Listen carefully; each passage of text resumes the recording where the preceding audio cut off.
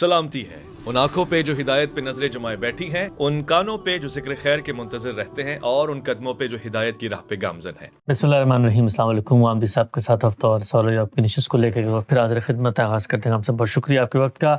आज से कमो बेश 30 साल पहले गामदी साहब ने एक मज़मून लिखा था, इस्लाम और तसव्वुफ़। उस मज़मून के अंदर हमारे सूफिया इकराम अल्लाह ताला की तौहीद के बारे में, नबूवत के बारे में, आखिरत और रिसालत के बारे में क्या कहते हैं, बहुत सारे इक़्तिबासात गामदी साहब ने दिए थे। गामदी साहब की उस पेशकश पर आए रोज़ तनकीदात भी होती रहती है। हमारी कोशिश होती है कोई ज़मीनी तौज़ीह इश्कालात हैं तो वो भी गामदी साहब की खिदमत में रखें। गामदी साहब, आपने उस मज़मून में बताया था कि नबूवत का जो तसव्वुर हमारे सूफिया के राइज है वो उसको तकसीम करते हैं तशरीई नबूवत में, गैर तशरीई नबूवत में, और गैर तशरीई नबूवत के सिलसिले को वो जारी मानते हैं। लेकिन हमेशा से कहा जाता था कि सूफिया इकराम का जो भी फ़लसफ़ियाना तसव्वुर है, इस सब के बावजूद उन्होंने कभी भी अपने औलिया के लिए नबी के लफ्ज़ को इख्तियार नहीं किया। लिहाजा ये आज के दौर में जो फितने पैदा होते हैं उनको उनके तसव्वुफ़ के साथ कहीं पर भी जोड़ा नहीं जा सकता। एक इबारत हम सब पेश की गई है फुतूहात मक्किया की, जिसके अंदर शेख इब्न अरबी शेख अब्दुल कादिर जिलानी का एक कौल नकल करते हैं। वो कौल क्या मैं पढ़ देता हूँ। आपने फरमाया, ए ग्रोह अंबिया, तुम्हें नबी का लक़ब दिया गया और हमें वो कुछ दिया गया जो तुम्हें नहीं दिया गया। खुद शेख ने इब्न अरबी ने इस कौल की एक तौजीह की है, वो तौजीह भी मैं पढ़ देता हूँ।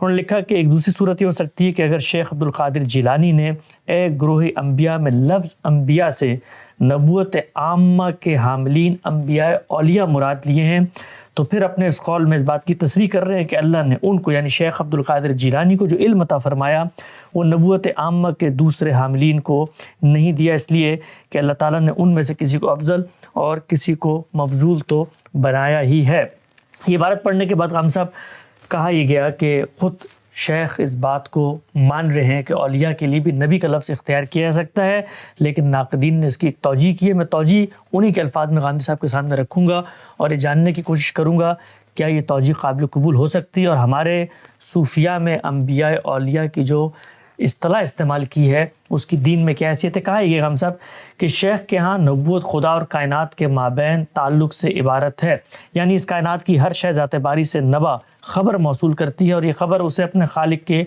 शऊर से मामूर और उसकी तस्बीह पर मामूर रखती है। इसे शेख नबूवत आम्मा कहते हैं, जो हुदूस कायनात से लेकर अबदुल आबाद तक कायम रहेगी और इसके अज्जा पूरी कायनात में फैले हुए हैं। इसी नबूवत आम्मा के तहत अंबिया की उम्मत में इल्हाम मुबश्शिरात का सिलसिला जारी रहता है, जिसे हदीस में नबूवत का 46वां हिस्सा और जुज़ कहा गया है, नीज़ जो ख़त्म नबूवत के बाद भी इस उम्मत में बाकी है। इसके बरक्स वो नबूवत जो अहकाम शरिया के इजरा के लिए होती है और बंदों पर तकलीफ़ शरई लाजिम करती है, उलमाए अक़ीदा उसे नबूवत की इस्तिलाह से इस्तेमाल करते हैं, जबकि वो ख़त्म हो गई है और नबूवत आम्मा की इस्तिलाह शेख ने इसी पेश नज़र अपनाई है। हम सब दोनों बातों का जवाब दीजिएगा कि शेख ने अंबिया औलिया की जो इस्तिलाह की है ये दीन में काबिल कबूल है और जो तौजीह की जा रही है क्या इसकी कोई गुंजाइश है? ये कोई तौहील नहीं, ये बयान वाक़या है। अहले तसव्वुफ़ के यहाँ नबूवत की अपनी एक ताबीर है, इससे कोई इख्तलाफ नहीं है। वो ये कहते हैं कि अल्लाह ताला का जो रब्त अपनी मखलूक़ात से पैदा होता है, ये रब्त खल्क़ के लफ्ज़ से पूरी तरह अदा नहीं होता। यानी मुझे वजूद मिला है, मुझे शऊर मिला है, मेरी एक शख्सियत है, उस शख्सियत में बाज़ चीज़ें वदीयत की गई हैं। ये किसका फैज़ान है? ये ज़ात बारी का फैज़ान है, अल्लाह ताला की तजल्ली है जिसने ये सूरतें इख्तियार कर ली हैं। ये सब क्या है? वो इसको नबूवत से ताबीर करते हैं और इसी को नबूवत आम्मा कहते हैं। इसी नबूवत आम्मा का मुंतहाए कमाल वो नबूवत ख़ासा है जिसमें अल्लाह ताला किसी बंदे का इंतखाब करके उसको ये ज़िम्मेदारी देते हैं कि अब तुम मेरा पैगाम पहुँचाओ, लोगों को इंतज़ार करो, लोगों को बशारत दो। तो उनके यहाँ नबूवत इस तरह से समझी जाती है। इस समझने के मामले में कोई बहस भी नहीं है, इस तरह चाहे समझे। असली सवाल ये है कि क्या नबूवत के मामले में ये ताबीर दीन भी कबूल करता है? हमारे दीन में भी नबूवत एक इस्तिलाह है। नबूवत, रिसालत ये दीन की इस्तिलाहात हैं। इन इस्तिलाहात में भी यही चीज़ मकसूद है। बहुत से लोग हैं जिन्होंने नबूवत को समझाने के लिए یہ استدلال کیا ہے کہ یہ ایک ملکے کا ظہور ہے۔ یہاں یہ بتایا جا رہا ہے کہ یہ فیضان وجود سے لے کر میرے لیے خدا کے امر کا ظہور ہے، آخر تک ہوگا، اسی کو نبوت کہتے ہیں۔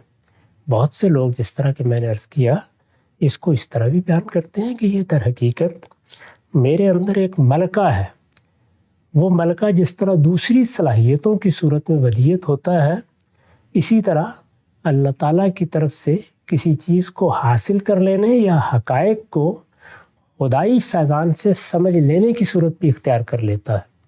اور یہی ملکہ جب اپنے منتہائے کمال پر پہنچتا ہے تو ہم اس کو نبی کہتے ہیں۔ تعبیر یہ بھی کی گئی ہے۔ تو نبوت کیا ہے، اس کو کیسے سمجھنا ہے، اس کی تعبیر ظاہر بات ہے کہ فلسفی الگ سے کر سکتے ہیں، ارباب تصوف کو بھی حق حاصل ہے کہ وہ اس طرح کی تعبیرات کریں۔ اسی طرح کسی بات کو سمجھنے سمجھانے کے لیے بطور مثال یہ باتیں پیش بھی کی جا سکتی ہیں۔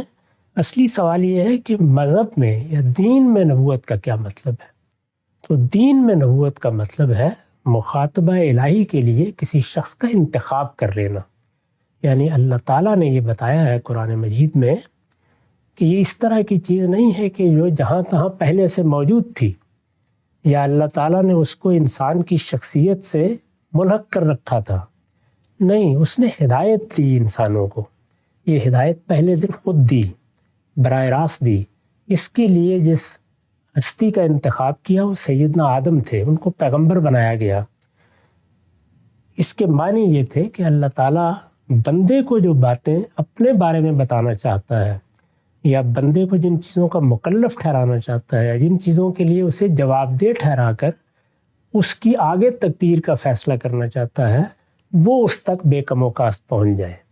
یہاں مقصد ہی بالکل دوسرا ہے۔ اس میں انتخاب اللہ تعالیٰ نے کیا اور بتا دیا۔ پھر ایک لمبا عرصہ گزرا جس میں کوئی ضرورت نہیں پڑی، اس کی وجہ بیان کیا قرآن مجید نے، اور وہ وجہ یہ ہے کہ کان الناس امۃ واحدہ، لوگوں میں کوئی اختلاف نہیں پیدا ہوا۔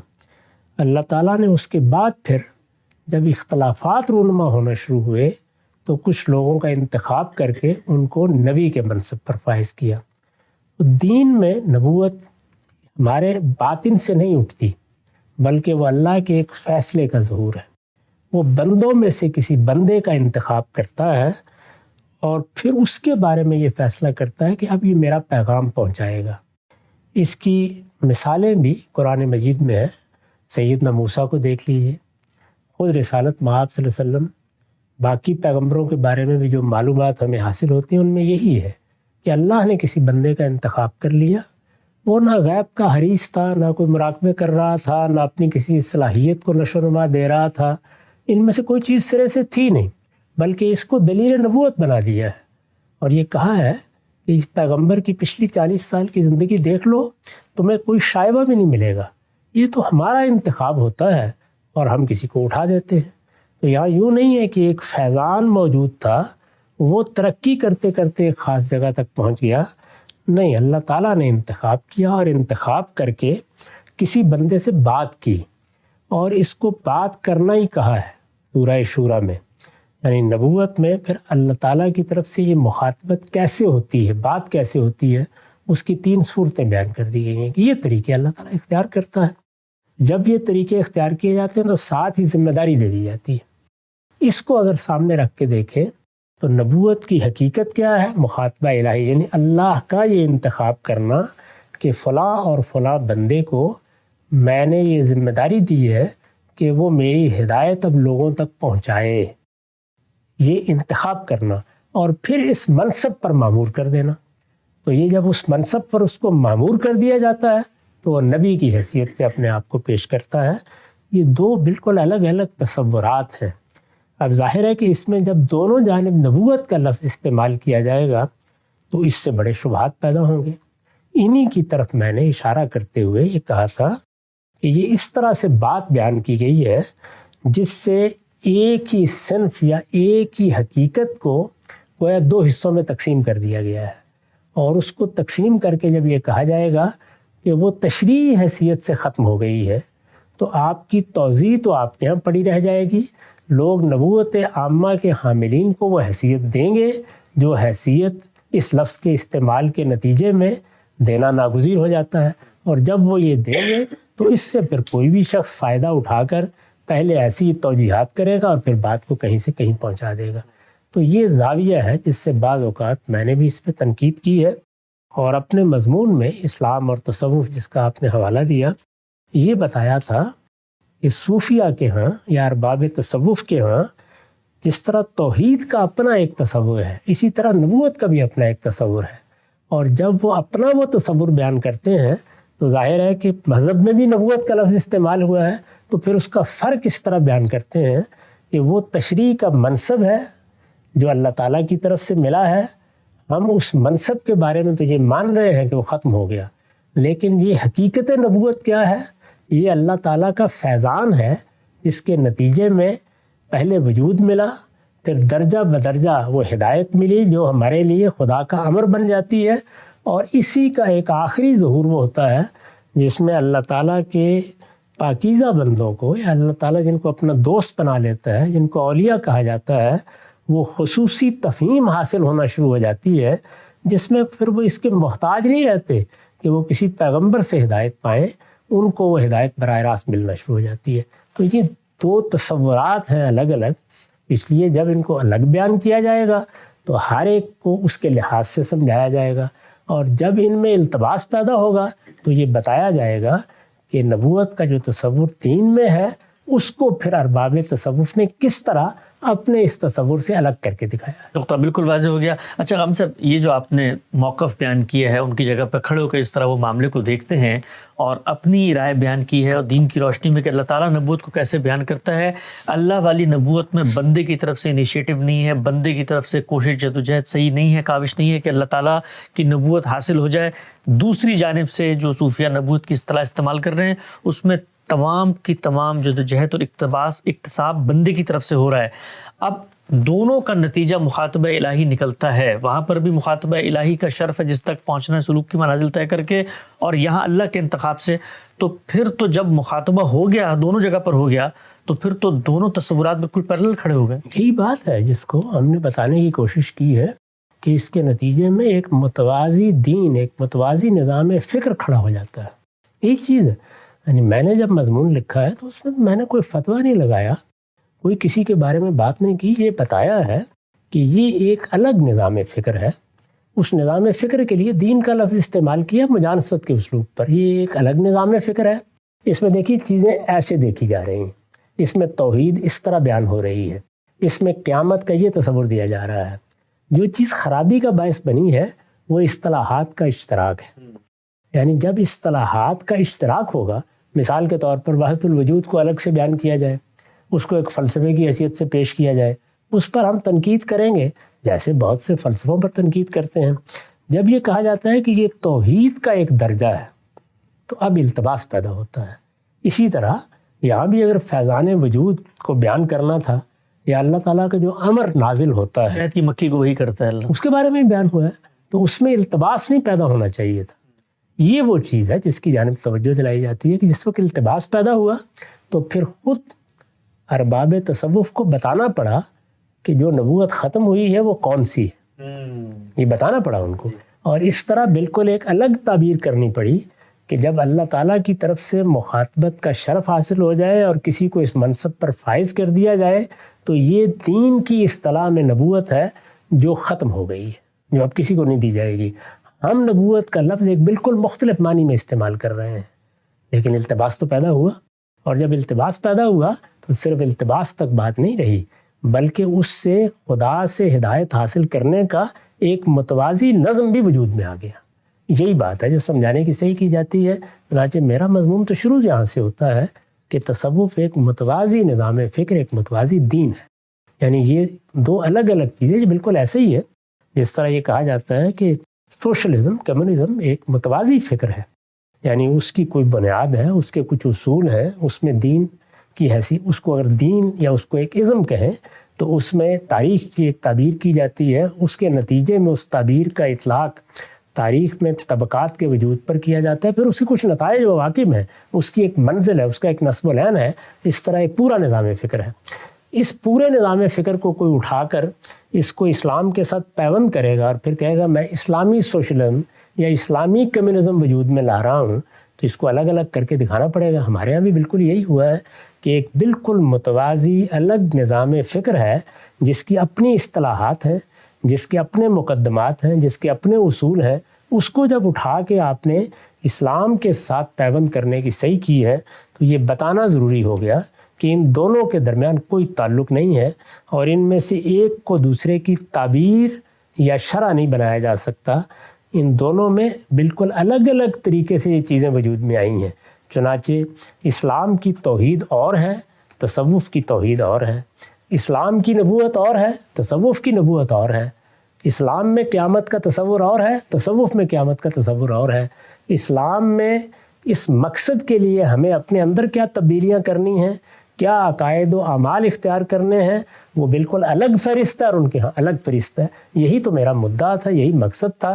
اسی کو اب ناقدین خود بیان فرما رہے ہیں کہ ہماری اصطلاح الگ ہے، ہمارا مفہوم الگ ہے، ہمارا مدعا الگ ہے۔ میں نے بھی یہی کہا تھا کہ آپ کا مفہوم الگ، آپ کا مدعا الگ، اس کا میرے دین سے کوئی تعلق نہیں۔ تو بالکل واضح ہو گیا۔ اچھا غام صاحب، یہ جو پوری بحث ہے کہ ایک تصور چلے، آپ نے کائنات پہ غور کیا، آپ کا ایک فلسفہ بنا، ایک ورلڈ ویو بنا، اس میں آپ نے یہ بات سمجھ لی کہ بھئی فیضان وجود سے آغاز ہوتا ہے، ہر چیز اللہ تعالیٰ کی جانب سے ہو رہی ہے، ایک تصور آپ نے بنا لیا، خلط مبحث بھی کر لیا، نبوت کی اصطلاح جو دین میں استعمال ہو رہی تھی اس کو بھی آپ نے استعمال کر لیا، لیکن معاملہ اس سے آگے ہوا، آگے بڑھ کے معاملہ یہ ہوا کہ وہ انبیاء جن کو اللہ تعالیٰ مخاطبہ الہی سے مشرف فرماتے تھے اور وہ نبوت کے منصب پہ فائز ہوتے تھے، ان کو کہا جا رہا ہے کہ اے گروہ انبیاء، تمہیں تو صرف نبی کا لقب دیا گیا ہے، ہمیں تو وہ کچھ دیا گیا ہے جو تمہیں نہیں دیا گیا۔ اور اس کے لیے جو مثال دی جاتی ہے وہ یہ ہے کہ بھئی خضر بھی تھے اللہ کی طرف سے مامور اور موسیٰ بھی تھے۔ موسیٰ تشریعی نبی تھے، لیکن سب مانتے ہیں کہ خضر تشریعی نبی نہیں تھے، تب بھی علم میں ان سے آگے تھے۔ چنانچہ ہم لوگ بھی تشریعی نبی تو نہیں ہیں، لیکن اے گروہ انبیاء، تمہیں نبی کا لقب دیا گیا اور ہمیں وہ کچھ دیا گیا جو تمہیں نہیں دیا گیا۔ تو ہم سب اصطلاح میں گڑبڑ ہوئی، چلے معاملہ وہاں پر تھا، آگے جا کے اب اس کے بعد تو جو اللہ کے پیغمبر تم کو کہا جا رہا ہے کہ تمہارا علم کم ہے، ہمارا علم زیادہ ہے تم سے۔ یہ ایسا ہوگا، ظاہر بات ہے کہ جب آپ اپنی اصطلاحات وجود پذیر کریں گے اور ان کے لحاظ سے کچھ تصورات قائم کریں گے تو تقابل بھی ہوگا، یعنی یہ تو فطری بات ہے، تقابل بھی ہوگا۔ اس تقابل کی پھر توضیحات کرنا پڑتی ہیں، اس لیے کہ جب مسلمانوں میں آپ اپنی دعوت پیش کریں گے تو وہ پوچھیں گے، مسلمانوں میں اگر کوئی سوشلزم اور کمیونزم کی دعوت لے کے اٹھے اور لوگ اٹھے تو ان سے پوچھا گیا نا کہ آپ کی اس دعوت کا اسلام سے کیا تعلق ہے، موسیٰ سے کارل مارکس تک لائیں گے اور پھر وہ ظاہر بات ہے کہ بتائیں گے کہ اس سے پہلے جو پیغمبر تم لوگوں کے ہاں آئے ہیں وہ بھی یہی دعوت دیتے رہے ہیں۔ یہ سب چیزیں اسی طرح ہوتی ہیں، اور موسیٰ سے کارل مارکس تک جب پوری داستان سنائی جائے گی تو آپ اس کو پڑھیے، اس سے واضح ہو جائے گا کہ موسیٰ نے تو بس ابتدائی قسم کی باتیں کی تھیں، اصل میں اس کا منتہائی کمال کارل مارکس ہی کے ہاں سامنے آیا ہے۔ بہت اہم بات۔ جس وقت بھی کوئی فکر پیرالل متوازی سامنے آئے گا وہ اپنی برتری بھی واضح کرے گا، یعنی وہ ورنہ کیوں وجود میں آیا ہے۔ مسلمانوں کے اندر اس کو اگر آپ نے پیش کرنا ہے، لوگوں کو قائل کرنا ہے، تو یہ ساری بحثیں پیدا ہو جائیں گی۔ تاہم میں نے ان میں سے کبھی کسی بات کو موضوع نہیں بنایا، میرا موضوع صرف یہ ہے کہ یہ دو الگ الگ چیزیں ہیں، ان کا آپس میں کوئی تعلق نہیں ہے، یہ بنیاد سے الگ ہے، یہ اپنے پورے اسٹرکچر میں الگ ہے، یہ اپنے نظام میں الگ ہے، یہ اپنے اصول میں الگ ہے، یہ اپنے مبادی میں الگ ہے، یہ ایک دوسرے کے لیے اجنبی چیزیں ہیں، یہ اپنے منتہائی کمال میں الگ ہیں، ان میں پیمن لگایا نہیں جا سکتا۔ اسلام کو اسلام کی حیثیت سے سمجھیے، سوشلزم کو سوشلزم کی حیثیت سے، کمیونزم کو کمیونزم کی حیثیت سے، تصوف کو تصوف کی حیثیت سے۔ یہ متوازی نظام ہائے فکر ہیں، ان کا پیمن لگا کے یا ان کو دین کی تعبیر بنا کے اگر کوئی دعوت پیش کی جائے گی تو میں اس کے ایک ایک جزء کا جائزہ لے کے اس کو الگ کر کے دکھاؤں گا، یہی میری ذمہ داری بھی ہے، یہی میرا منصب۔ بالکل واضح ہو گیا۔ ہم صاحب دو چھوٹے چھوٹے توضیحی سوال۔ ایک بات یہ بھی کہی جاتی ہے کہ رسالت بھی تو دین کی ایک اصطلاح ہے، لیکن عربی زبان میں رسول کا لفظ عام استعمال ہوتا ہے۔ نہرو سعودی عرب چلے گئے تو اخبارات نے لکھا رسول الہند مرحبا، تو رسول کا لفظ بھی تو عام طور پر لوگ استعمال کر رہے ہوتے ہیں۔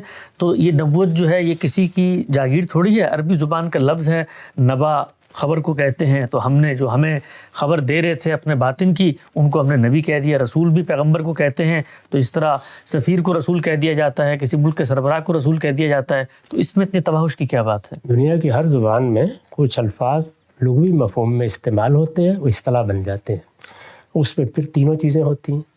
یعنی وہ اپنے لغوی مفہوم میں بھی استعمال ہوتے رہتے ہیں، اصطلاحی مفہوم میں بھی استعمال ہوتے رہتے ہیں۔ وہ اپنے لغوی مفہوم میں استعمال ہونا بند ہو جاتے ہیں، صرف اصطلاحی مفہوم میں استعمال ہوتے ہیں۔ وہ اصطلاحی مفہوم میں بند ہونا ختم ہو جاتے ہیں، پھر لغوی مفہوم کی طرف چلے جاتے ہیں۔ یہ سب صورتیں ہوتی ہیں۔ تو رسول کے لفظ کا معاملہ یہی ہے کہ وہ خود قرآن میں اپنے لغوی مفہوم میں بھی استعمال ہوا ہے اور اصطلاحی مفہوم میں بھی استعمال ہوا ہے۔ ایسے ہی جیسے لفظ بدعت ہے، عربی زبان میں نئی چیز کو بدعت کہتے ہیں، وہ اپنے لغوی مفہوم میں بھی استعمال ہوتا ہے، ہر نئی چیز کے بارے میں کہا جا سکتا ہے، اور اپنے اصطلاحی مفہوم میں بھی استعمال ہوتا ہے۔ نبی کا لفظ اس لغوی مفہوم میں عربی زبان میں استعمال ہونا بند ہو گیا، یعنی وہ اب اصطلاحی مفہوم ہی میں استعمال ہوتا ہے، اور اس کے اصطلاحی مفہوم کے مقابل میں اگر کوئی لغوی مفہوم میں اس کو استعمال کرتا تو شاید وہ بھی قابل اعتراض نہ ہوتا۔ لیکن یہاں تو ایک پورا تصور ہے، یعنی نبوت کا ایک پورا الگ تصور ہے۔ یہ نبوت کا جو الگ تصور ہے، یہ میں نے عرض کیا کہ ان کے ہاں فیضان وجود سے شروع ہوتا ہے، جس امر پر مخلوقات کام کرتی ہیں یا ان کی فطرت وجود میں آتی ہے اس کا احاطہ کرتا ہے، ان میں سے منتخب لوگوں کے لیے مخاطبہ الہی بنتا ہے یا تفہیم بنتا ہے، اور اس تفہیم میں وہ آخری منزل بھی حاصل ہو جاتی ہے، جس میں جس طرح اللہ تعالیٰ پیغمبروں کے ذریعے سے اپنی ہدایت دیتے ہیں اسی طرح اس فرد کو بھی اپنی ہدایت دیتے ہیں، اور وہ جب چاہتا ہے وہ ہدایت حاصل کر لیتا ہے۔ اس میں بندے کی طرف سے یا ملکے کا ظہور ہو رہا ہے، یا فیضان نتیجہ خیز ہو رہا ہے، یا اس کا اکتساب کچھ نتائج پیدا کر رہا ہے۔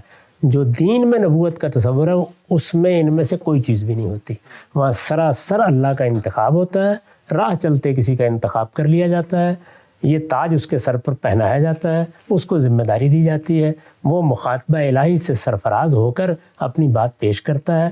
نہ یہ کسی ملکے کا ظہور ہے، نہ یہ کسی صلاحیت کا ظہور ہے، اور نہ اس میں جو عمومی فیضان ہے اللہ تعالیٰ کا، اور جو رہنمائی شاید کی مکھیوں کو بھی مل رہی ہے، انسانوں کو بھی مل رہی ہے، وہ اپنے منتہا کمال پر پہنچ گئی ہے۔ ان میں سے کوئی چیز بھی نہیں۔ تو بالکل واضح ہو گیا نبوت عامہ کے حاملین ان افراد کی علم کی نوعیت کیا ہوتی ہے۔ غامدی صاحب کے مضمون اسلام اور تصوف میں پڑھا جا سکتا ہے کہ سلوک کی منازل طے کرنے کے بعد پھر ان کا اللہ تعالیٰ کے ساتھ کس درجے میں تعلق قائم ہوتا ہے، اور کیسے کائنات کے اسرار و رموز ان پہ کھول دی جاتے ہیں، اور کیسے اس دنیا کی باغ اور رنان ان کے ہاتھ میں دے دی جاتی ہے۔ یہ ساری چیزیں انشاءاللہ آئندہ بھی زیر بحث لائیں گے۔ وقت پہ ختم ہوتا ہے، دوبارہ حاضر خدمت ہوں گے۔ اب تک آپ کو بہت شکریہ۔